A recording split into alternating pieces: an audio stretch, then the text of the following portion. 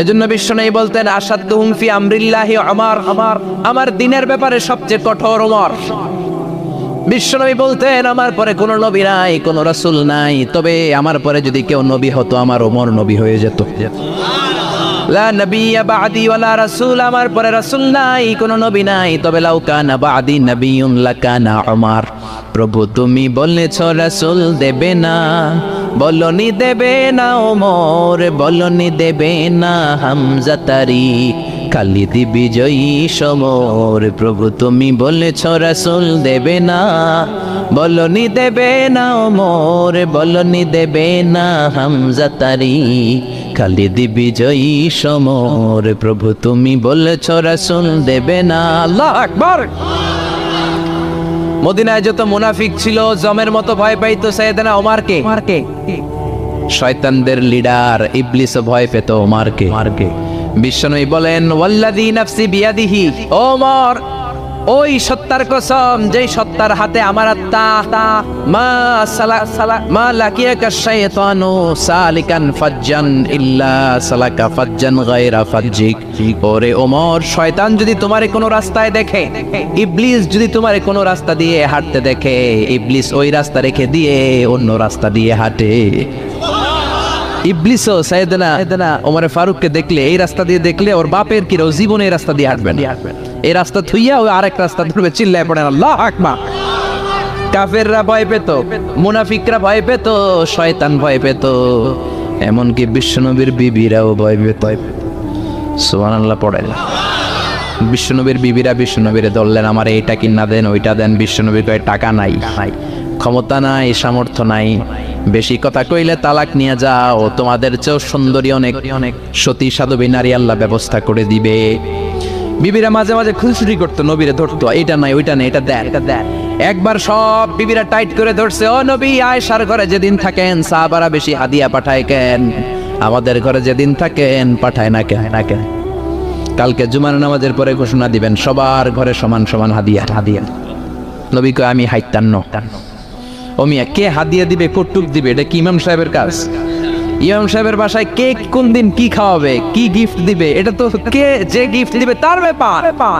বিশ্বনবী বললেন আবু বকরকে সবাই ভালোবাসে, তাই আবু বকরের মেয়ের ঘরে যেদিন আমার ডেট পরে থাকার সময়, ওই দিন হয়তো বেশি হাদিয়া পাঠায়, তোমাদের ঘরে পাঠায় না, আমার বলার কোনো সুযোগ। বিবিরা কয় না, আপনারে বলতেই হবে। নবী কয় আমি পারবো না। বিবিরা কয় পারবেন। ইন দ্য মিন টাইম দরজার পার থেকে কে যেন সালাম দিল, আসসালামু আলাইকুম ওয়া রাহমাতুল্লাহ। বিশ্বনবী বললেন ওয়া আলাইকুমুস সালাম। বিশ্বনবী বুঝতে পারলেন সালামটা আমার ওমরের সালাম। বিশ্বনবী সালামের উত্তর দিয়ে বিবিদের দিকে তাকায়, দেখে একটা বিবি ওর সামনে নাই, সব উদাও, ভ্যানিশ হয়ে গেছে। ওমর সুবহানাল্লাহ পড়বেন না? এই জন্য ওমরকে শয়তানও ভয় পেত। আমাদের বাচ্চাদেরকে, আমার মেয়ে একটা মাত্র মেয়ে, খাইতে চায় না, শুধু আমার মেয়ে না, অধিকাংশ বাচ্চাদের এই অবস্থা। ওর আম্মু এদিক দিয়ে খাওয়ায়, আবার দৌড় দেয়, আবার আমি খাওয়াই, আবার কান্নাকাটি করে, বলে গল্প শোনাও, তাইলে খাবো। এখন গল্প শোনাইলেও খায় না। বর্তমান সময়ের ছেলে মেয়েগুলো এরকম, এত জ্বালাতন করে, খেতে চায় না তো বলতে হয় বাঘ আসবে, বাঘ, সিংহ আসবে, সিংহ মামা আসবে, ঘুমাও, এগুলো আমরা বলি না? বড় দোষী তো তারা কি বলেন, বাচ্চা যদি না ঘুমায়, না খাইতে চায়, এগুলোই তো বলে। বাঘ আসবে, বিড়াল আসবে। মদিনাতে ওমরে ফারুক যখন খলিফা, মদিনার কোনো বাচ্চারা যদি না খেতে চাইতো, না ঘুমাইতে চাইতো, মদিনার মায়েরা বলতো তাড়াতাড়ি ঘুমাও, ওই যে ওমর আসতেছে, ওমর। আল্লাহু আকবার। কি শাসক ছিলেন সাইয়েদনা ওমর। সবাই সমান, ওনার বিধান, ওনার রীতি সবার জন্য সমান। মদ খাওয়ার অপরাধে নিজের কলিজার টুকরা ছেলে আবু শাহমাকে 80টা বেত মেরেছে। হাদিসটা দাঈফ, তবে শিক্ষা আছে আমাদের জন্য। 80টা বেত মেরেছে। এক রাতে পাওয়া যায় বেত মেরে ছেলেটাকে আহত করে ফেলেছে, আর এক রাতে পাওয়া যায় পিটাতে ছেলেটাকে দুনিয়া থেকে শেষ করে ফেলেছে। ছেলের মুখে গন্ধ পেয়েছে। আর শরীফতা খামরান, কিরে মদ খাইছস? না বাবা, শরীফ তো নাবিজ, আমি নাবিজ খেয়েছি। নাবিজ খাওয়া যায়। নাবিজ হচ্ছে রাতের বেলা আরবরা দুধের মধ্যে শক্ত ফুরমা ছেড়ে দেয়, 1 কেজি দুধের মধ্যে 10টা শক্ত খুরমা ছেড়ে দিলে সকালবেলা দুধের কালারটা সাদা থাকে না, শক্ত খুরমার রস টেনে ওটা লাল হয়ে যায়, খেতে বড় মজা, এটাকে বলে নাবিজ। কিন্তু সকালেই খেতে হবে। ওইটারে যদি 3 দিন জমায়ে রাখেন, 4 দিন জমায়ে রাখেন, ওইটাও গাঞ্জা হয়ে যাবে, ওইটাও তারি হয়ে যায়, মদ হয়ে যায়। সাইয়েদনা ওমরের ছেলে এই কাজ করেছেন, একটু তারির স্বাদ নেয়ার জন্য 4 দিন রেখে দিয়েছে। সাইয়েদনা ওমর বললেন, কি খাইছস? কয় মদ খাই নাই। নাবিজ খাইছস? এদিকে আয়। ইফতাহ ফামাক, মুখ খোল। করার পরে মুখের সামনে নাক নিয়ে গন্ধ দেখে, মদের গন্ধ, কলারটা ধরে মসজিদে নববীতে নিয়েছেন। ইন দা মিন টাইম মসজিদে নববীতে জোহরের নামাজ হয়। নিজের ছেলেকে মসজিদে নববীর উস্তানা বলে, উস্তানাতু মসজিদে নববী, মসজিদে নববীর পিলারে বেঁধেছেন। যেহেতু উনি খলিফা, মসজিদে নববীর ইমাম, জোহরের নামাজের ইমামতি করলেন। সালাম ফিরালেন, আসসালামু আলাইকুম ওয়া রাহমাতুল্লাহ, আসসালামু আলাইকুম ওয়া রাহমাতুল্লাহ। সালামের পর বললেন, মাকানাকুম ইনদানা হাদ, সুন্নতের পর বসে যাবেন, আমাদের একটা হদ আছে। আল্লাহর দেয়া যে বিধান, বিচার, এটাকে আরবিতে বলে হাদ, প্লুরাল হচ্ছে হুদুদ। আমাদের হুদুদ আছে, মানে গুরুদণ্ড আছে, বসবেন। হাজার হাজার মানুষ সবাই ওযু করে যখন ঢুকতেছিল, দেখে আবু শামা পিলারে বাঁধা। সবাই তো আশ্চর্য, কি আজীব তামাশা, প্রেসিডেন্টের পোলা বাঁধা। নামাজের পরে বাইরে আসার পরে হাজার হাজার মানুষ তাকিয়ে আছে। কানাঘুষা শুরু হয়ে যায়। সবাই বলে, কি হয়েছে? ওমর কয়, আমার টানাটানি করা যাবে না। এই যে থামেন, এখন টানলে কি হবে আমি জানি, খুব বিশৃঙ্খলা হবে। দাঁড়ায় শুনলে ডবল সওয়াব। আমি চলে গেলে এরপর আপনারা টানাটানি করে ঢুকেন। কথা শুনতেছেন তো? মনোযোগ আছে? লোকদের মধ্যে কানাঘুষা। প্রেসিডেন্টের ছেলে, কেউ কয় ওমর মনে হয় মারবে না, যেহেতু নিজের ছেলে তো একটু ধমকি দিয়ে ছেড়ে দিয়ে।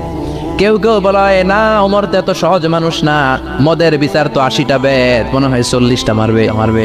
কেউ কয় না, 80টাই মারবে। ওমর চেয়ারে বসে জল্লাদরে ডাকলেন, বললেন, ইবদা বিসমিল্লাহ, নে চাবুক শুরু কর। বাইতুল মাল থেকে শক্ত সাইজের একটা চাবুক আনবি। জল্লাদ চাবুক এনে দাঁড়ালেন। ওমর বললেন, ইবদা বিসমিল্লাহ, শুরু কর। জল্লাদ মারতে শুরু করেছে। ওয়াহিদ, ইতনাইন, তালাতা, 3টা মারার পরে এক থাপ্পড় মেরে জল্লাদকে 3 হাত দূরে ফেলে দিলেন। ধমক দিয়ে বললেন, তুই চাবুক মারস নাকি চাকরি বাঁচাস? আসলে জল্লাদ কিন্তু আসতে পারে নাই, দেহের যত জোর ছিল জোর দিয়ে মেরেছে, কিন্তু ওমরের পছন্দ হয় নাই। ওমর বলে, ইনদাকা তালাতা ইনদি ওয়াহিদ, তোর হিসাবে চাবুক মারা হয়েছে 3টা, আমি ওমরের হিসাবে মাইর হয়েছে একটা। চাবুক আমার হাতে দে, আমি 2 নাম্বার থেকে শুরু করি। ওমরে ফারুক 2 নাম্বার শুরু করলেন। 2, 3, এক একটা চাবুক মারে, ছুপ করে চামড়া ছিলে, রক্তগুলো মসজিদে নববীর বারান্দার পিলারের মধ্যে লাগে। ওমরের চেয়ে শক্তিশালী দ্বিতীয় কোনো পুরুষ মদিনার জমিনে ছিল নাকি? ওমরের হাতের মাইর। ছেলেটা চিৎকার দিয়ে বলে, বাবা, ও আব্বা, আর মদ খাবো না, ছেড়ে দেন, আর খাবো না। মদ তো আমি খাই নাই, আমি খেয়েছি নাবিজ। 3-4 দিন রাখার কারণে একটু মাতলামি হয়েছে আমার। আব্বা, এবারের জন্য ছেড়ে দেন, আর খাবো না। ওমরের কঠোর হৃদয়ে কোনো দয়া মায়া আসে না, মারতে লাগলেন। এবার আবু শাহামার মা, ওমরের বউ, পায়ের মধ্যে ওমরের পায়ে পড়ে ডেকে বলে, ওমর, আমার কলিজার টুকরা ছেলেটারে মারিস না। 30টা বাড়ি মারা হয়েছে, আর বাকি 50টা বাড়ির জন্য এক একটা চাবুকের বিনিময়ে আমি এক একটা উট আল্লাহর রাস্তায় সদকা করব রে ওমর। সাইয়েদনা ওমর বলে, এর নিয়ে যাও। আবু শাহামার মা উট দিয়ে আল্লাহর জাইন চাবুকের বাড়ি থেকে একটা বাড়িও কমানো যাবে না, 80টা বাড়ি দেয়া পর্যন্ত পৃথিবীর কোন শক্তি আবু শাহামারে আমার হাত থেকে ছুটাতে পারবে না। আবু শাহামার মা কাঁদতে লাগলো। ওমরের মনে দয়া মায়া হয় না। 40টা বাড়ি মারার পরে ছেলে বেহুশ, 50টা মারার পরে আবু শাহামা দুনিয়া থেকে শেষ। সবাই নিস্তব্ধ, নীরবতা, পিন ড্রপ সাইলেন্স, পিনপতন নীরবতা। রাগে তখনও গড়গড় করছে ওমা। সাইয়েদনা ওমর বললেন, গোসল দে, জানাজা দে, কবর দে। কবর দেওয়ার পরে ওই কবরের উপর 51 নাম্বার থেকে মারা শুরু করলেন। 52, 53, 60টা, 70টা, 80টা চাবুকের বাড়ি কবরের মধ্যে। বিশাল বিশাল বড় বড় বাড়ি মেরে আঘাত করে আল্লাহরে ডেকে বললেন, আল্লাহ, আমার ছেলে হওয়ার কারণে, প্রেসিডেন্টের ছেলে হওয়ার কারণে আমি পার্সিয়ালিটি করি নাই, একটা চাবুকের বাড়িও কম দেই নাই। কিয়ামতের দিন তুমি আমারে জালিমদের কাতারে দাঁড় করাতে পারবা না। আল্লাহু আকবার। ওই ওমরের শাসন যদি দেশে থাকতো, দেশটারে মদিনা বানাইতো কে? এখন রিকশাওয়ালার পোলার জন্য এক নিয়ম, প্রধানমন্ত্রীর পোলার জন্য আরেক নিয়ম, কুলিওয়ালা ঠেলাওয়ালার জন্য এক নিয়ম, প্রেসিডেন্টের মেয়ের জন্য আরেক নিয়ম। জোরে বলেন ঠিক কিনা? সবার জন্য যদি এক নিয়ম হতো, চুরি করলে যদি হাত কাটা হতো, জিনা করলে যদি পাথর মেরে গর্দানটা উড়িয়ে দেয়া যেত, বাংলার জমিনে আর কোনো চোর আর জিনাখোর পাওয়া যেত না। চুরি করলে হাত কাটো কার আইন? তবে এটা কলা চোর, মুরগি চোর, ডাব চোর, আম চোর না।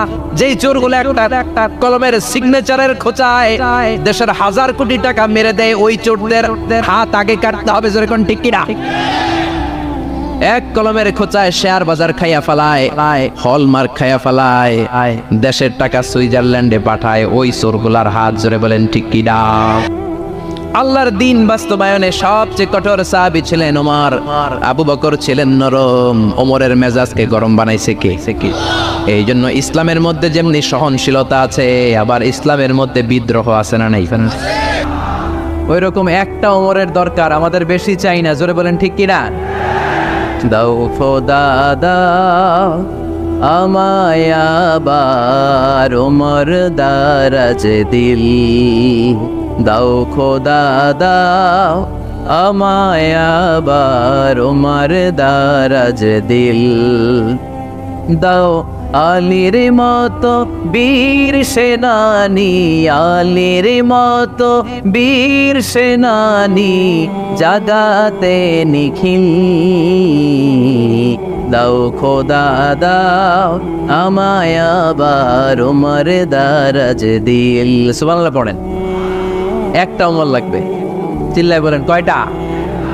ওই ওমরের অপেক্ষায় বাংলাদেশ সহ গোটা মুসলিম উম্মাহ, ঠিক কিনা? একটা ওমরই যথেষ্ট। আমাদের সেন্ট্রাল লিডারশিপ নাই তো, আমাদেরকে এদিকে লাথি মারলে আমরা ওইদিকে যাই, ওদিক থেকে গোতা মারলে আমরা এদিকে যাই। আমাদের রিপ্রেজেন্টেটিভ, আমাদের প্রতিনিধিত্ব করার মতো কোনো কেন্দ্রীয় লিডারশিপ নেতৃবৃন্দ গোটা বিশ্বে নাই, ঠিক কিনা? আমরা সেই ওমরে ফারুকের অপেক্ষায়, আমরা সেই ইমাম আল মাহদির অপেক্ষায়। এই ওমরে ফারুক আমাদের মডেল, ঠিক কিনা? থার্ড ইন পজিশন এই পুরা উম্মতের মধ্যে ওনার পজিশন নাম্বার 3। 1 নম্বর পজিশন বিশ্বনবীর, কার? 2 নম্বর পজিশন কার? আবু বকর। 3 নম্বর পজিশন কার?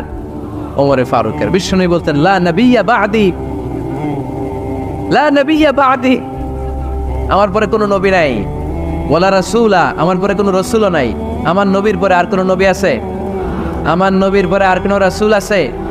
এই যে কাদিয়ানি যে একটা সম্প্রদায় আছে, এরা কি মুসলিম নাকি অমুসলিম?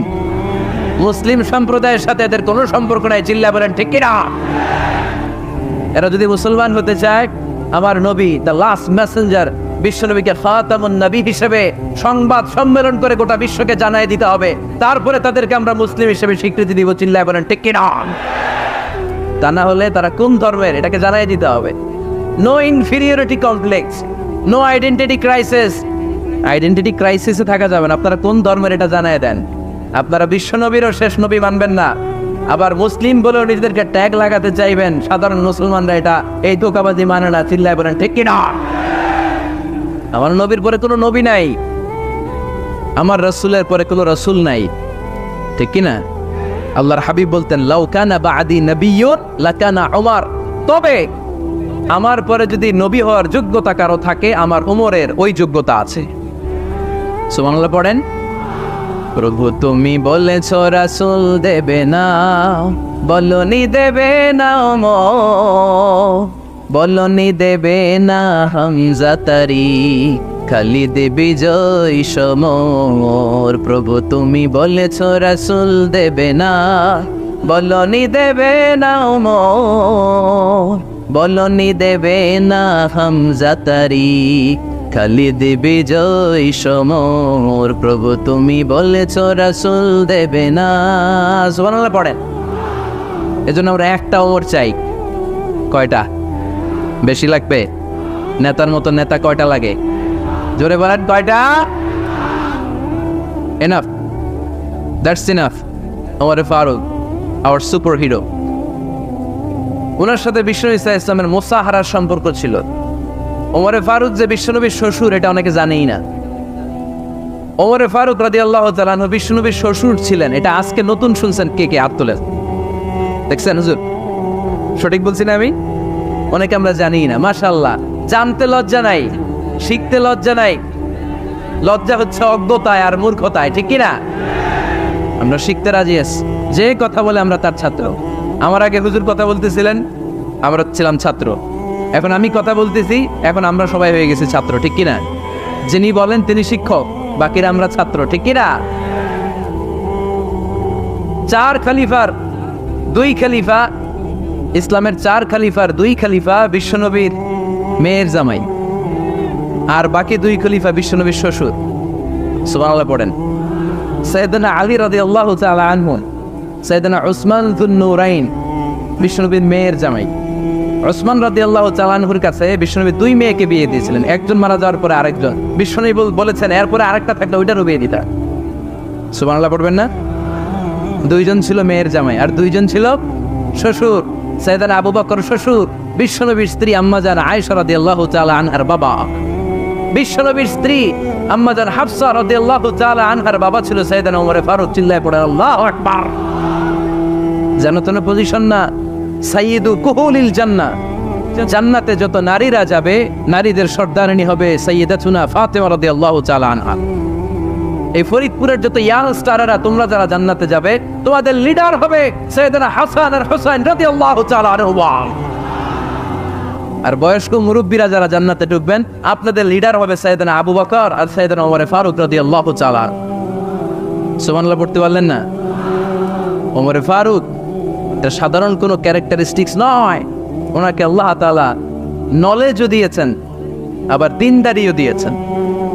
আমার দিনী ভাইয়েরা খেয়াল রাখবেন, কোনো আলেমের মধ্যে বা কোনো নেতার মধ্যে যদি এই দুইটার সমন্বয় আপনি পান, যে তার জ্ঞানও আছে আবার দিনদারিও আছে, he belongs the knowledge and he belongs the taqwa, সে গোটা বিশ্বকে জয় করে ফেলবে, ঠিক কিনা? যার মধ্যে জ্ঞান আছে, যার মধ্যে তাকওয়া আছে, তার কেউ থামায় রাখতে পারে? ওমর ফারুককে এই 2 নেয়ামত দিয়ে ধন্য করেছে কে? সহিহ বুখারীর বর্ণনা, বিশ্বনবী সাহাবীদের সামনে একটা স্বপ্নের কথা বলছেন। বিশ্বনবী বললেন আমি স্বপ্নে দেখলাম আমার আঙ্গুলের ফাঁকা থেকে দুধ বের হচ্ছে, আমি তৃপ্তি সহকারে দুধ খেলাম। খাওয়ার পরে দেখলাম আঙ্গুলের মধ্যে একটু দুধ লেগে আছে। আমার আঙ্গুলে অতিরিক্ত লেগে থাকা দুধটা আমি ওমর ফারুকের মুখের মধ্যে লাগিয়ে দিলাম। সাহাবারা বললেন ইয়া রাসূলুল্লাহ, ইয়া হাবিবাল্লাহ, মাযা আওয়ালতা বিহি, এই স্বপ্নের আপনি কি ব্যাখ্যা করলেন? আমরা তো বুঝলাম না। বিশ্বনবী বললেন আওয়ালতু বিহি আল ইলম, আমি এই দুধ দিয়ে জ্ঞানের ব্যাখ্যা করেছি, কারণ ওমরকে আল্লাহ যেই জ্ঞান দিয়েছে গোটা বিশ্বের কাউকে এত জ্ঞান দেয় না। এজন্য স্বপ্নে যদি কেউ দেখেন যে আপনি দুধ খাচ্ছেন, তার মানে আল্লাহ তাআলা আপনার জ্ঞান বাড়ায় দিবেন। ওমর ফারুককে দুধ খেয়ে অতিরিক্ত দুধের অংশটা বিশ্বনবী আবু বকর রাদিয়াল্লাহু তাআলা আনহুর মুখে দেন নাই, সাইয়েদনা উসমানের মুখে দেন নাই, আলী রাদিয়াল্লাহু তাআলা আনহুর মুখে দেন নাই। স্বপ্নে ওই অতিরিক্ত লেগে থাকা দুধটা বিশ্বনবী ওমর ফারুকের ঠোঁটের মধ্যে লাগিয়ে দিয়েছেন। এই হাদিস থেকে প্রমাণ হয় আল্লাহ তাআলা জ্ঞানের নেয়ামতে সাইয়েদনা ওমর ফারুককে ধন্য করেছেন। আবার বুখারীর বর্ণনা, বিশ্বনবী সাল্লাল্লাহু আলাইহি ওয়াসাল্লাম আরেকটা স্বপ্নের বর্ণনা দিচ্ছেন। তিনি বললেন তোমাদের সবাইকে স্বপ্নে আমার সামনে দাঁড় করানো হলো। আমি দেখলাম তোমাদের কারো জুব্বা নাভি পর্যন্ত, কারো জুব্বা হাঁটু পর্যন্ত, কারো জুব্বা টাকনো পর্যন্ত। ওমরে ফারুককে যখন স্বপ্নে আমার সামনে দাঁড় করিয়ে দেয়া হলো, আমি দেখলাম ওমরের জুব্বা এত লম্বা, ওমর টেনে হিচড়ে তার জুব্বা নিয়ে সামনে হেঁটে যাচ্ছে। সাহাবারা বললেন ফামাযা আওয়ালতা বিহি ইয়া রাসূলুল্লাহ, ও আল্লাহর রাসূল, এই স্বপ্ন দিয়ে আপনি কি বোঝাতে চাইলেন? আমরা কিছু বুঝলাম না। বিশ্বনবী বললেন আওয়ালতু বিহি আদ-দ্বীন, আমি এই হাদিসের দ্বারা দ্বীনের ব্যাখ্যা করলাম, যার জামা যত লম্বা তার দ্বীনদারি তত বেশি। সুবহানাল্লাহ, আসতে পড়েন। স্বপ্ন দেখলেন কোন সাহাবীর জুব্বা নাভি, কোন সাহাবীর হাঁটু, কারোটা টাকনু, কিন্তু ওমর ফারুকের জুব্বা এত লম্বা, তিনি তার জুব্বা টেনে হিচড়ে যাচ্ছেন। বিশ্বনবী বললেন এটা দ্বারা আমি দ্বীন, আমি তাকওয়া, দ্বীনদারি, তাকওয়া এটার ব্যাখ্যা করেছি। তার মানে ওমর ফারুকের তাকওয়ার সামনে সব তাকওয়া পানি হয়ে যাবে। কোন সুবহানাল্লাহ। আল্লাহ তাআলা সাইয়েদনা ওমর ফারুককে দ্বীনের জ্ঞান দিয়েছেন, তাকওয়া দিয়েছেন। যুবক ভাইরা, যাকে আল্লাহ তাআলা দ্বীনের জ্ঞান দেয়, যাকে আল্লাহ তাআলা তাকওয়ার এই গুণ দিয়ে সমৃদ্ধ করে, তার জন্য গোটা বিশ্বের সব দরজাগুলোকে ওপেন করে দেয় কে? কত বড় মুত্তাকি ছিলেন সাইয়েদনা ওমর ফারুক। মদিনার সমাজে কয়জন মুনাফিক ছিল বিশ্বনবী ছাড়া কেউ বলতে পারতেন না। বিশ্বনবী কোন সাহাবীকে মুনাফিকদের লিস্ট দিয়ে যান নাই, একজন সাহাবী ছাড়া। দেখি কেউ বলতে পারেন কিনা ওই সাহাবীর নাম? কি নাম? হুযায়ফা ইবনুল ইয়ামান রাদিয়াল্লাহু তাআলা আনহু। ওনাকে বলা হতো সাহিবু সিররি রাসূলিল্লাহ, আল্লাহ রাসূল সাল্লাল্লাহু আলাইহি ওয়াসাল্লামের গোপন তথ্যের ধারক বাহক। সুবহানাল্লাহ পড়বেন না? বিশ্বনবী ইন্তেকালের আগে মদিনার সমাজে মোট কয়জন মুনাফিক আছে এই তথ্য আবু বকরকে বলেন নাই, ওমর রাদিয়াল্লাহু তাআলা আনহুকে বলেন নাই, উসমান রাদিয়াল্লাহু তাআলা আনহু, আলী রাদিয়াল্লাহু তাআলা আনহু, আশরাতুল মুবাশশিরিনা বিল জান্নাহ কোন সাহাবীকে বলেন নাই। শুধুমাত্র কেবলমাত্র একমাত্র হুযায়ফা ইবনুল ইয়ামান রাদিয়াল্লাহু তাআলা আনহুর কাছে মুনাফিকদের লিস্টে বিশ্বনবী দিয়ে গিয়েছেন। সুবহানাল্লাহ পড়েন। মদিনায় কারা কারা মুনাফিক কেউ জানতো না হুযায়ফা ছাড়া। কে ছাড়া? নামটা আজকে মুখস্থ করেন, যাতে অন্য কোনো ওয়াজে কেউ জিজ্ঞেস করলে বলতে পারেন। মুনাফিকদের লিস্ট যে সাহাবীর কাছে বিশ্বনবী দিয়ে গিয়েছিলেন, সাহাবীর নাম কি? নাম? নামটা কেমন লাগে? ভালো লাগে? অনেকে আমারে জিজ্ঞেস করে, হুজুর আমার ছেলে হবে আগামী মাসে, একটা নাম দেন। নাম দিয়ে দিলাম হুযায়ফা। যাদের হবে ছেলে, এলাকায় যাদের নেক্সট কয়েক মাসে ছেলে হবে, খালি হুযায়ফা চলবে। কি চলবে? ভাল লাগে? নামটা ভাল লাগে? রাইখেন, অনেক সুন্দর না? উনি জানতেন মুনাফিক কারা। দেখেন ওমরে ফারুকের তাকওয়ার লেভেলটা কত হাই। ওমরে ফারুক একদিন হুযায়ফা রাদিয়াল্লাহু তাআলা আনহুর কাছে গেলেন, যে বললেন, হুযায়ফা, বিশ্বনবী ইন্তেকালের আগে মুনাফিকদের নামের লিস্টটা কারো কাছে দেয় নাই, আমার জানা নাই, সাইয়েদনা আবু বকরের জানা নাই, কোন সাহাবীর জানা নাই তুমি ছাড়া। আমি তোমার কাছে জানতে চাই, আমি ওমরের নামটা ওই মুনাফিকদের খাতায় আছে কিনা আমার একটু বলো। আমার ওমরের নামটা ওই মুনাফিকদের লিস্টিতে একটু আছে কিনা, নামটা একটু বলো। যদি থাকে আমি ভালো হয়ে যাব, আমি নেফাকি দূর করে পাক্কা মুমিন হতে চাই। আমার নাম যদি মুনাফিকের লিস্টে থাকে আমি তো শেষ। হুযায়ফা চোখের পানি ছেড়ে দিয়ে বলে, আমিরুল মুমিনিন, কেমন প্রশ্ন করলেন আপনি? আপনি বিশ্বনবীর শ্বশুর, এই উম্মতে আপনার পজিশন 3 নাম্বার। আপনারে মুনাফিকরা ভয় পায়, শয়তান আপনারে ভয় পায়। আপনি জান্নাতে সব বয়স্ক লোকদেরকে নিয়ে জান্নাতের মধ্যে আগে আগে ঢুকবেন, কেমন করে মুনাফিকদের কাতারে আপনার নাম থাকতে পারে? ওমর সুবহানাল্লাহ পড়ে। কি বিনয়ী, কি তাকওয়া! হুযায়ফাকে যে ধরতেন, হুযায়ফা একটু বলো না আমার নামটা মুনাফিকদের লিস্টিতে আছে কিনা। ওমরে ফারুকের যদি এই টেনশন থাকে যে আমি মুনাফিক হয়ে গেলাম কিনা, আমাদের এই টেনশন থাকার দরকার আছে না নাই? হ্যাঁ, যেন সব সময় আল্লাহর কাছে দোয়া করতে হবে, আল্লাহ তুমি নেফাকি থেকে আমাদেরকে বাঁচাও। আরো জোরে পড়েন আমিন। ওমরে ফারুক রাদিয়াল্লাহু তাআলা আনহু আমাদের সুপার হিরো, আমাদের সবাই বলেন আমাদের। উনি কত বড় সুপার হিরো শুনেন। উনি জুমার খুতবা দিচ্ছেন। কি দিচ্ছেন? মসজিদে নববীতে। খুতবার মাঝখানে হঠাৎ বললেন, ইয়া সারিয়াতুল জাবাল, ইয়া সারিয়াত ইবনে জানিমিল জাবাল। এই কথা বলেই আবার খুতবা দিতে শুরু করলেন।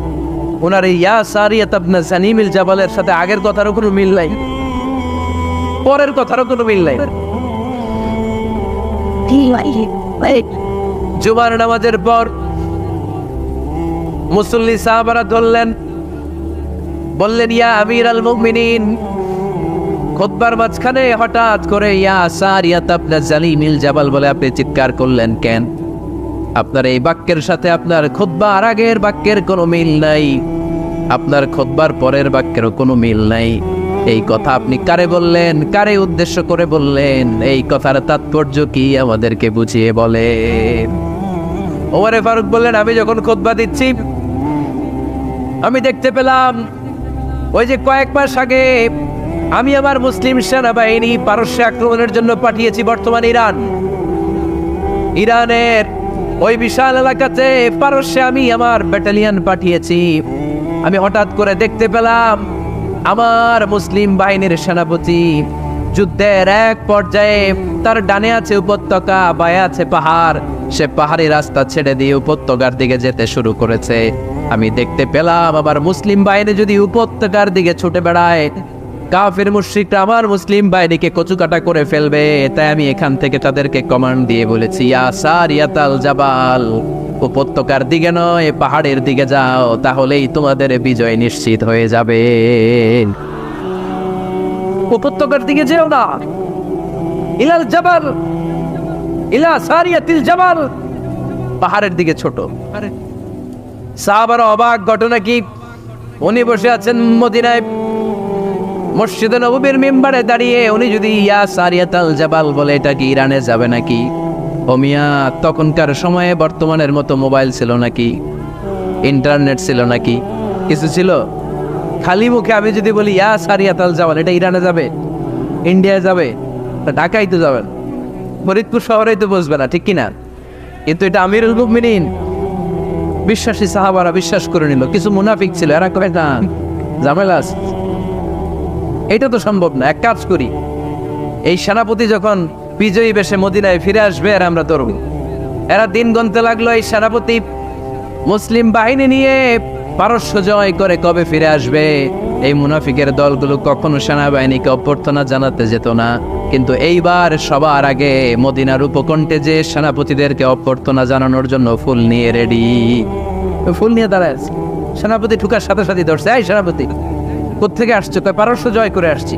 কয় এমন এমন দিন, জুমার দিন দুপুর বেলা যুদ্ধের মাঝখানে আমিরুল মুমিনিনের কণ্ঠের কোনো কথাবার্তা শুনছো নাকি? সেনাপতি অবাক, কয় তোমরা জানলা কেমনে? শুনছি তো। সুবহানাল্লাহ পড়বেন না? আমরা যুদ্ধে একটা ভয়ঙ্কর অবস্থার মধ্যে ছিলাম, পেছন থেকে শত্রু আমাদেরকে আক্রমণ করতে শুরু করে দিল। ডানে যাব না বায়ে যাব, সামনে যাব নাকি পেছনে যাব, রাস্তা খুঁজে পাচ্ছি না।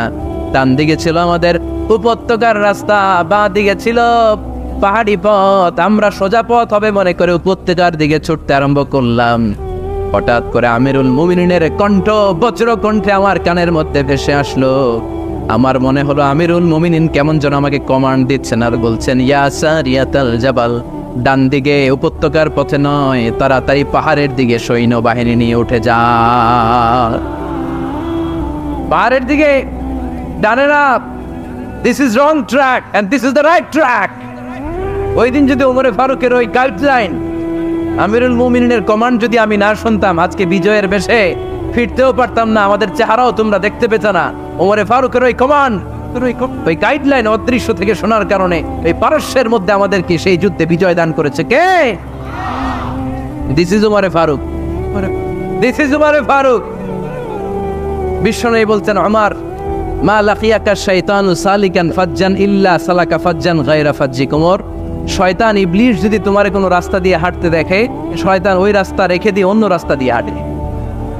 সুবহানাল্লাহ বাড়িতে যায় বললেন। কে বলতেছে? বিশ্বনবী। কার ব্যাপারে? কার ব্যাপারে? ওমরে ফারুকের ব্যাপারে। শয়তান যদি দেখে যে ওমরে ফারুক এই রাস্তা দিয়ে হাঁটতেছে, শয়তান ওই রাস্তা রেখে দিয়ে অন্য রাস্তা দিয়ে হাঁটে। সুবহানাল্লাহ পড়েন। রাত্রিবেলা আমরা আমাদের বাচ্চা ছেলে মেয়েদেরকে যখন খাওয়াই, বাচ্চারা খেতে চায় না, এরকম হয় আপনাদের ফরিদপুর এলাকায়? এই এলাকায় হয় নাকি? খেতে চায় না বাচ্চারা, এই চকলেট দেখায়া, এই মিনা কার্টুন দেখায়া, এইটা সেইটা এগুলো সেগুলো বলে, গল্প টল্প বলে পুলায়া খাওয়ানো লাগে, তাই না? তারপরও খায় না। আমারও ছোট মেয়ে আছে, খেতে চায় না, এইটা সেইটা এমনি সেমনি খাওয়ানো লাগে। তো শেষে না পেরে মা বাবা বলতে বাধ্য হয়, ওই যে ভূত আসতেছে, ভূত, তাড়াতাড়ি তাড়াতাড়ি খাও, তাহলে যে ভূত ধরবে তোমারে। ওই যে বাঘ আসতেছে, বাঘ, তাড়াতাড়ি খাইলে তাহলে বাঘে কামড়াবে। বলি না আমরা? আপনারা কি বলেন? ভূত। আর কি বলেন? হ্যাঁ হ্যাঁ, আচ্ছা, এক এক জায়গায় এক একটা আমরা বলি, ভূত আসবে, বাঘ খাবে, ভাল্লুক খাবে, তাড়াতাড়ি খাও। মদিনাতে যখন ওমরে ফারুক আমিরুল মুমিনিন, মদিনার মায়েরাও বাচ্চাদেরকে খাওয়াতে পারতো না, ছোট্ট মেয়েদেরকে খাওয়াতে পারতো না, খাওয়া নিয়ে যন্ত্রণা করতো। বাচ্চারা যখন মদিনায় খেতে চাইতো না রাত্রিবেলায়, মদিনার মায়েরা বলতো, তাড়াতাড়ি খাও, হা হুয়া ইয়াতি উমর, হা হুয়া ইয়াতি উমর, তাড়াতাড়ি খা, নাইলে ওই যে ওমর আসতেছে, Omar. This is our super hero. সাইয়েদনা ওমর ফারুক রাদিয়াল্লাহু তাআলা শুধু শয়তানি ভয় পেত না, মুনাফিকরাও ভয় পেত, জমের মতো ভয়। শুধু তাই না, আমাদের আম্মাজান বিষ্ণু ইসলামের স্ত্রীরাও ওমর ফারুককে ভয় পেতেন। সুবহানাল্লাহ কবেন না? মাঝে মাঝে বিষ্ণু ইসলামের সাথে আম্মাজান আয়েশার ঝগড়া হতো না? আপনাদের ফ্যামিলিতে ঝগড়া হয় না? হয় না? কার কার দেখি? ওরে আল্লাহ, অনেক আল্লাহর ওলি আছে তো এই জায়গায়। ঝগড়া হয় না? এ কি কথা কয়, ঝগড়া হয় না বলে? বিশ্বনবীর ফ্যামিলিতে ঝগড়া হয়, আপনার ফ্যামিলিতে হয় না? মিষ্টি ঝগড়া। আর ও বিয়েই করে নাই।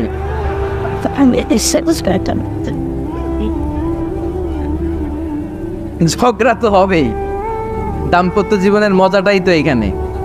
কখনো ঝগড়া, কখনো আনন্দ, একটু বৃষ্টি, একটু রোদ, একটু হাসি, একটু কান্না, ভালো লাগা ভালোবাসা শেয়ার করে নেয়া, মিলেমিশে একাকার হয়ে যাও, ঠিক কিনা? তো আল্লাহর হাবিব সাল্লাল্লাহু আলাইহি ওয়াসাল্লামের সাথে আম্মাজান আয়েশার ঝগড়া হতো। তো একদিন ঝগড়া হয়ে দুইজন রেগে আছে। খবরদার দুইজন রেগে থাকবেন না, আবার একজন রাখলে আরেকজন থেমে যাবেন, কারণ এই ছোট্ট ঝগড়া থেকে এটা অনেক সময় বিচ্ছেদের দিকে গড়ায়। আমার প্রিয় ফরিদপুরবাসী, ভাবি রেগে গেলে আপনি রাইগেন না, ওই দিন আপনি একটু ঠান্ডা থাকেন। আবার আপনি রেগে গেলে, আমার মাইকের আওয়াজ যদি ভাবিরা শুনেন, আপনারা রেগে যায় না, একটু ঠান্ডা থাকবে। দুইজনে রেগে গেলে তো তৃতীয় বিশ্বযুদ্ধ শুরু, তাই না? একজন রেগে গেলে আরেকজন ঠান্ডা, কারণ এই সামান্য ঝগড়া থেকে ইগোর কারণে এটা বিচ্ছেদ আর ডিভোর্স পর্যন্ত গড়ায়। আর শয়তান এখানে উস্কানি দেয়, কারণ ইমানদারদের ফ্যামিলি ভাঙতে পারলে শয়তান সবচেয়ে বড় খুশি হয়। আর ইমানদারদের ফ্যামিলি টিকে থাকলে খুশি হয়ে যায় কে? আম্মাজান আয়েশা রাদিয়াল্লাহু তাআলা আনহার সাথে বিষ্ণু ইসলামের ঝগড়া হতো মাঝে মাঝে। একবার ঝগড়া হলো, বিষ্ণু ইসলাম রাগ, আম্মাজান আয়েশাও রাগ। তো বিষ্ণু বললেন, আয়েশা, ঝগড়া করে আর কতক্ষণ থাকবো, আসো মিটমাট করি। আয়েশা রাদিয়াল্লাহু বললেন, ঠিক আছে মিটমাট করবো। তো বিষ্ণু ইসলাম বললেন, মিটমাটের জন্য কারে ডাকবো? ওমর রে ডাকি। কয় না, ওমর রে না, ওমর গালিজ, ওমর অনেক রাগে, আমার ডর লাগে। কয় তাহলে তোমার আব্বারে ডাকি। কয় ডাকেন। কি খুশি, মেয়েদের মধ্যে অভ্যাসটা আছে না নাই? তাহলে তোমার আব্বারে ডাকি, ডাকেন। ডেকে নিয়ে আসা হলো। আবু বকর রাদিয়াল্লাহু তাআলা আনহু দাঁড়ালেন, আম্মাজান আয়েশা দাঁড়ালেন, বিশ্বনবীও দাঁড়ালেন। বিশ্বনবী বললেন, আয়েশা, তোমার আব্বা আসছে, এবার ঘটনা খুলে বলার পালা, তুমি বলবা নাকি আমি বলবো? আম্মাজান আয়েশা বললেন, আপনি বলেন, তবে ওয়ালা তাকুল ইল্লা হাক্কান, যেটা ঘটছে ওইটাই বললেন, মিথ্যা কথা কইেন না। আবু বকর রাদিয়াল্লাহু তাআলা রেগে মেগে আগুন, কি এই কথা তুমি কেমন করে বলো? বিশ্বনবী কি মিথ্যা কথা কখনো বলবে? রেগে মেগে দিলেন মেয়ের গালে এক চড়। বানিয়ে বলতেছি না, মুসনাদ আহমদ ইবনে হাম্বলের হাদিস। বাবার হাতের থাপ্পড়কে আম্মাজান আয়েশা উল্টে বললেন। সাইয়েদনা আবু বকর রাগে গড়গড় করছেন, আবার মারার জন্য তেড়ে গেলেন।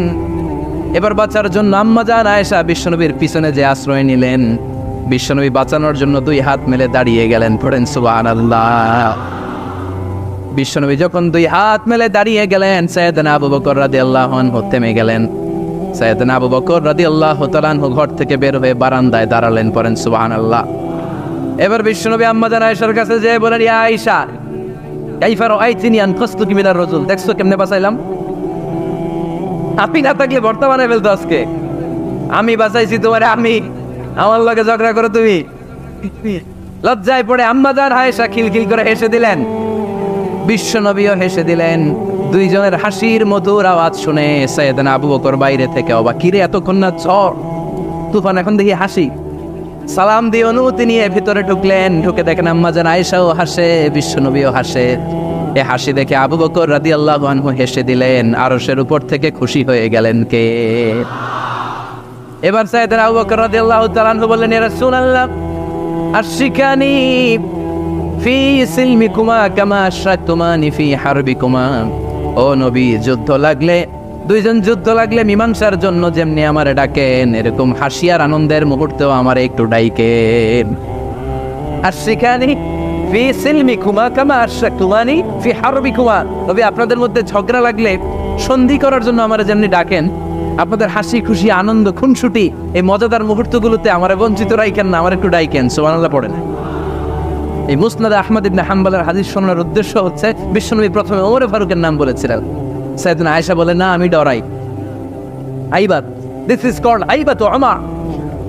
একবার বিশ্বনবীর সব বিবিরা ধরলেন, ও নবী আমাদেরকে এটা দেন ওইটা দেন, ঘরে এইটা নাই ওইটা নাই ওইটা নাই। বিশ্বনবীকে আমার কাছে কিচ্ছু নাই, যদি এমনি আমার বউ হয়ে থাকতে চাও থাকো, তাহলে তা না হলে যা লাগবে কিনে দেব, সাথে সাথে তালাকও দিয়ে দিব।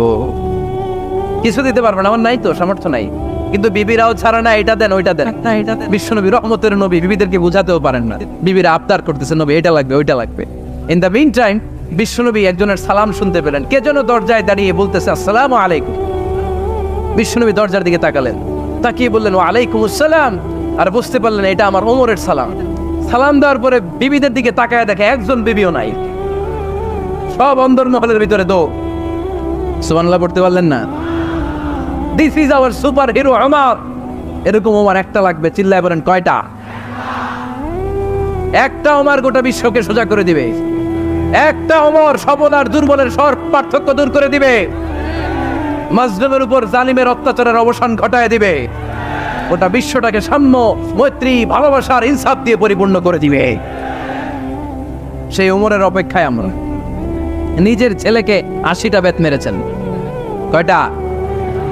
80টা বেত মেরেছে। এই ব্যাপারে অনেকগুলো বর্ণনা পাওয়া যায়।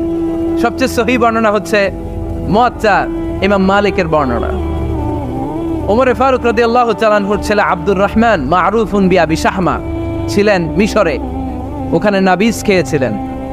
নাবিজ হচ্ছে আরব দেশের লোকেরা দুধের মধ্যে শক্ত খুরমা রাত্রেবেলা ঢেলে দিত, ঢেলে দিলে সারা রাত ওই খুরমার রসটা দুধের সাথে মিশে দুধটা লাল হয়ে যেত। এটারে সকালবেলা খেত, খুব সুস্বাদু, এটাকে বলে নাবিজ। কিন্তু এটা রাতে ভিজাইলে সকালেই খাইতে হয়, রেখে দিলে আবার একটু সমস্যা হয়, এটা অনেকটা তারির মতো হয়ে যায়, মাতলামি চলে আস। তো ওমরে ফারুকের ছেলে নাবিজ খেয়েছেন, মদ খাননি, নাবিজ। কিন্তু নাবিজ খাওয়াতে সাকরান চলে এসেছে। সাকরান চলে আসাতে এটা যখন প্রমাণিত হয়েছে, আমর ইবনে আস রাদিয়াল্লাহু তাআলা আনহু ওনাকে 80 বেত মেরেছেন মিশরে। কয় বেত? নিয়ম হচ্ছে সবার সামনে, কিন্তু সবার সামনে না মেরে একটু গোপনে মেরেছে। এই তথ্য যখন ওমরে ফারুকের কাছে এসেছে, উনি বললেন না, মারতে হবে সবার সামনে, আলাদা মারলা কেন? ও মদিনায় ফিরে আসলে আমি আবার 80টা মারব। মদিনায় ফিরে আসার পরে সাইয়েদনা ওমরে ফারুক ওই আগের 80টারে আর ধরেন নাই, নিজ হাতে আবার 80টা বেত মেরেছেন। এই বেত মারার 1 মাস পরে এই আবু শাহমা ইন্তেকাল করেছে। অনেক ঐতিহাসিক বলে এই বেতের আঘাতে মরেছে, কেউ কেউ বলেছে নিজের রোগের কারণে মরেছে। কিন্তু দিস ইজ দ্য ইনসাফ সিস্টেম অফ ওমর। নিজের ছেলে বলে ছেড়ে দেয় নাই। এখন নিজের ছেলে হইলে 7 খুন মাফ, নেতার ছেলে হইলে 10 খুন মাফ, এলাকার মরণের ছেলে হইলে 10 খুন মাফ। নো পার্সিয়ালিটি ইন ইসলাম। ইসলামে পার্সিয়ালিটি নাই। আপনি নেতার ছেলে হন, আপনি বিজনেস ম্যাগনেটের ছেলে হন, আপনি যেই হন না কেন, ইসলামের দৃষ্টিতে সবাই সমান। চিল্লায় বলেন ঠিক কিনা? বানু মখজুমিয়া গোত্রের এক নারী চুরিতে ধরা পড়ল। সাহাবারা বললেন, নবী মদিনার সবচেয়ে ভেরি প্রেস্টিজিয়াস এন্ড ডিগনিফাইড ফ্যামিলির মেয়ে, আপনি হাত কাটেন না, কারণ ইসলামের নিয়ম চুরি করলে কি কেটে দাও।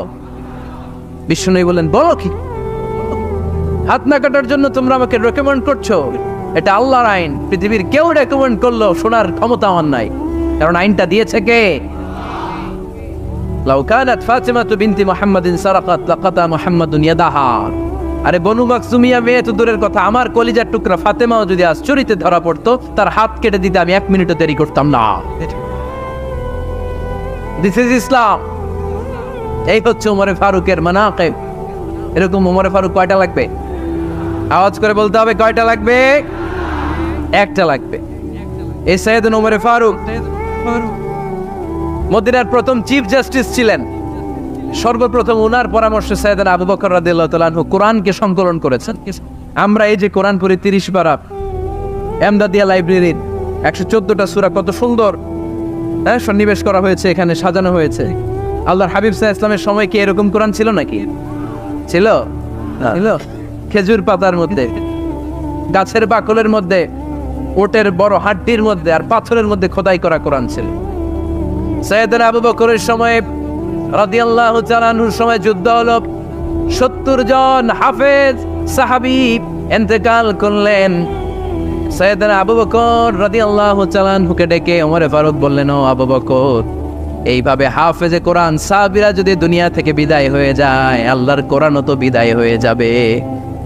আমার পরামর্শ হলো আপনি সব বয়োজ্যেষ্ঠ সাহাবীদেরকে একসাথে করে কোরআনের সব কাগজগুলোকে একসাথে করে একটা নির্ধারিত কপির মধ্যে কোরআনকে সংকলন করে ফেলেন। সাইয়েদনা আবু বকর বললেন, যেটা আমার নবী করে না, এটা আমি কেমনে করি? কিন্তু ওমর ফারুক নাচরবান্দা বলে না, এটা করলে কোনো খারাপ হবে না, ভালোই হবে। মুসলিম উম্মার জন্য এক জায়গায় কোরআন সন্নিবেশিত থাকবে, আপনি করেন। সাইয়েদনা আবু বকর রাজি হয় না, ওমর ফারুকও ছাড়ে না। ওমর ফারুক বলতে বলতে বলতে বলতে এমন ভাবে সাইয়েদনা আবু বকর রাদিয়াল্লাহু তাআলা আনহুকে ধরলেন। সব শেষে সাইয়েদনা আবু বকর ওমর ফারুকের কথায় কোরআন সংকলনে রাজি হয়ে গেলেন। পড়েন সুবহানাল্লাহ। উনি বললেন, ওমর যখন আমাকে বারবার বুঝাতে লাগলো, আল্লাহ তাআলা আমার হৃদয়টা ওমরের কথা শোনার জন্য খুলে দিলেন। আল্লাহ তাআলা কেমন যেন আমাকে ইলহাম করলেন, আবু বকর করো, এই কাজের মধ্য দিয়ে আমি আমার কোরআনকে গোটা বিশ্বে জীবিত রেখে দেব। This is Umar. এই যে আমরা হিজরি সনের যে আমরা গণনা করি, এই হিজরি সনের প্রবর্তক হচ্ছে সাইয়েদনা ওমর ফারুক। সুবহানাল্লাহ। নাই আপনাদের মনোযোগ আছে না গেছে? কই ঘুমায় গেলেন মনে হয়? তাকবীর দেন তো একজন আওয়াজ করে।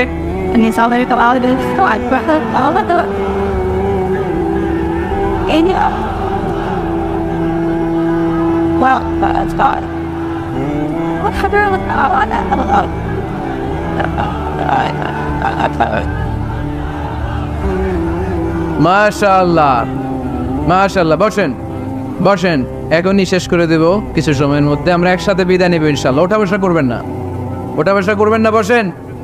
সাইয়েদনা ওমর ফারুক এই হিজরি সনের গণনা শুরু করেছে। সাহাবারা বলল, আমিরুল মুমিনিন, খ্রিস্টানদের ঈসাই সন আছে, আমাদের মুসলমানদের কোনো সন নাই। আমাদের একটা সন থাকলে আমাদের জিজিয়া নিতে, আমাদের যাকাতের টাকা উত্তোলন করতে অনেক সুবিধা হবে। ওমর ফারুক বললেন, তাহলে কোন সালকে হিজরি, কোন সালকে মুসলিম সাল হিসেবে আমরা ঘোষণা দিতে পারি? একজন বলল, আমার নবী যেই সালে জন্মগ্রহণ করেছেন ওই সালে। ওমর ফারুক বললেন, না, আমার নবীর জন্ম আমাদের জন্য খুশির দিন, কিন্তু এটা আমাদের জন্য প্রেরণা নয়। প্রেরণা নবীর কাজে, ঠিক কিনা? আরো কিছু সাহাবারা বলল, তাহলে যেই সালে আমার নবী ইন্তেকাল করেছে ওইটারে প্রথম সাল ধরেন। ওমর ফারুক বললেন, না, যেদিন তিনি ইন্তেকাল করেছেন এটা আমাদের দুঃখের দিন, এটা আমাদের প্রেরণা নয়। আমাদের প্রেরণা হচ্ছে বিশ্বনবীর ত্যাগ, তিতিক্ষা আর কাজের মধ্য দিয়ে। জোরে কোন ঠিক কিনা? ওমর ফারুক বললেন, যেদিন বিশ্বনবী ইসলাম রক্ষায় নিজের মাতৃভূমি ছেড়ে মক্কা থেকে মদিনায় গিয়েছেন, ওই দিনটাকে হিজরি প্রথম দিন ধরে আমরা হিজরি সাল গণনা করে শুরু করে দেব। ওইটাই হচ্ছে হিজরি সন। সেখান থেকে হিজরি সনের প্রবর্তন করেছেন সাইয়েদনা ওমর ফারুক রাদিয়াল্লাহু তাআলা আনহু। এই যে স্টেট গভর্নমেন্ট, এই যে প্রিজন, জেলখানা, ক্যান্টনমেন্ট, সচিবালয়, গণভবন, বঙ্গভবন, মুক্তিযোদ্ধাদের ভাতা, রাষ্ট্রীয় ভাতা, এই সব নিয়ন্ত্রণ সাইয়েদনা ওমর ফারুক তার রাষ্ট্রীয় আমলে তিনি নিজে করেছেন। চিল্লায় পড়েন আল্লাহু আকবার। আল্লাহ বললেন, ও ফেরেশতা কুল সবাই আমার আদেশ মোতাবেক আদমকে সেজদা করো। সবাই সেজদা করলো, একজন ছাড়া, সে কে? আরো জোরে বলেন, অস্বীকার করলো, ওয়াস্তাকবার, অহংকার দেখালো, কানা মিনাল কাফিরিন, কাফেরদের অন্তর্ভুক্ত হলো, জাহান্নামীদের সর্দার হলো। কয়টা সেজদার আদেশ? আওয়াজ করে বলেন, কয়টা সেজদার আদেশ অমান্য করছে? সেজদা কয়টা দেয় নাই?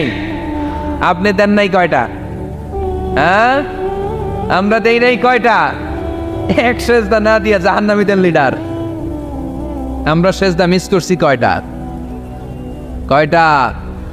মুসলমান সেজদায় লুটিয়ে পড়তে হবে একজনের খুশির জন্য, তিনি কে? তাহলে কোরআনকে যে প্রশ্ন করেছি, কোরআন সব উত্তর দিয়ে ফেললো। কোরআন আমাদেরকে জানিয়ে দিল, তোমরা সবাই আল্লাহর নৈকট্যপ্রাপ্ত বান্দা হতে চাও, আল্লাহর কাছের বান্দা হতে চাও, তাহলে ওয়াসজুদ, কি করো? সবাই বলে নাই, আওয়াজ করে বলো মুসলমান, ওয়াসজুদ মানে কি? সেজদা করো। সেজদা করলেই আল্লাহর কাছে যাওয়া যায়। মনের যত জ্বালা যন্ত্রণা দুঃখ ব্যথা আপনি সেজদায় পড়ে আল্লাহরে বলেন। কোনো বায়া লাগবে না, কোনো মিডিয়া লাগে না, কোনো সিরিয়াল লাগে না, কোনো অ্যাপয়েন্টমেন্ট লাগে না। ডাকতে দেরি, ডাকে সাড়া দিতে দেরি হয় না। তাহলে কোরআনের আলোকে আজকে আমরা জেনে গেলাম আল্লাহর কাছে যেতে হলে সেজদায় লুটিয়ে পড়তে হয়। এবার আমরা সুন্নাহর আলোকে জানার চেষ্টা করব কি করে আল্লাহর কাছে যেতে হয়। শুনবেন, কষ্ট হচ্ছে নাকি আপনাদের? সুন্নাহকে যদি আমরা জিজ্ঞেস করি, বিশ্বনবী রেখে যাওয়া সুন্নাতে যদি আমরা একটু তালাশ করি, একটু স্ক্যানিং করি, একটু চোখ বোলাই, তাহলে সুন্নাহ আমাদেরকে বলে বেশি বেশি নফল ইবাদত করো আর আল্লাহর নৈকট্য হাসিল করো। সুবহানাল্লাহ পড়বেন না? কোরআন বলেছে সেজদায় লুটিয়ে পড়ো। যা যা বললাম আমি ওঠার আগে জিজ্ঞেস করে আবার শুনে যাবেন, কারণ আমি মনে করি এটা ক্লাস। এটা কি ক্লাসে পড়া দেওয়া নেওয়া আছে না নাই? এতক্ষণ পড়ানোর পরে জিজ্ঞেস করার দরকার আছে না নেই? কোরআন বলছে কি আর সুন্নাহ কি বলে? নফল ইবাদত। আওয়াজ করে বলতে হবে সুন্নাহ কি বলে। বুখারীর বর্ণনা, আল্লাহর হাবিব সাল্লাল্লাহু আলাইহি ওয়াসাল্লাম বলেন, মা ইয়াজালু আবদি ইয়াতাকাররাবু ইলাইয়া বিন-নওয়াফিল, বান্দা যত বেশি নফল ইবাদত করতে থাকে, করতে করতে করতে করতে বান্দা আমার কাছের নৈকট্য প্রাপ্ত বান্দা হয়ে যায়। হাত্তা উহিব্বাহু, এরপর আমি আমার বান্দারে এত ভালোবাসি, কুনতু সামআহুল্লাযী ইয়াসমাউ বিহি, বান্দা যখন শোনে সে তার নিজের কান দিয়ে শোনে না, আমি আল্লাহর কানে শোনে। কুনতু বাসারাহুল্লাযী ইউবসিরু বিহি, বান্দা যখন দেখে নিজের চোখে দেখে না, আমি আল্লাহর চোখে দেখে। ওয়ায়াদাহুল্লাযী ইয়াবতিশু বিহা, বান্দা যখন কিছু ধরে বান্দার হাতে ধরে না, আমি আল্লাহর হাতে ধরে। ওয়ারিজলাহুল্লাযী ইয়ামশি বিহা, বান্দা যখন হেঁটে যায় ওর নিজের পায়ে হাঁটে না, কেমন যেন আমি আল্লাহর পায়ে হাঁটে। আওয়াজ করে বলতে হবে আল্লাহু আকবার। মানে আল্লাহ বুঝাতে চাইলেন আমি তখন তার কান হয়ে যাই, আমি তখন তার চোখ হয়ে যাই, আমি তখন তার হাত হয়ে যাই, আমি তখন তার পা হয়ে যাই। আমার আর তার মাঝে আর কোনো ফারাক থাকে না, সে আমার একেবারে নিকটে চলে আসে। আওয়াজ করে পড়েন সুবহানাল্লাহ।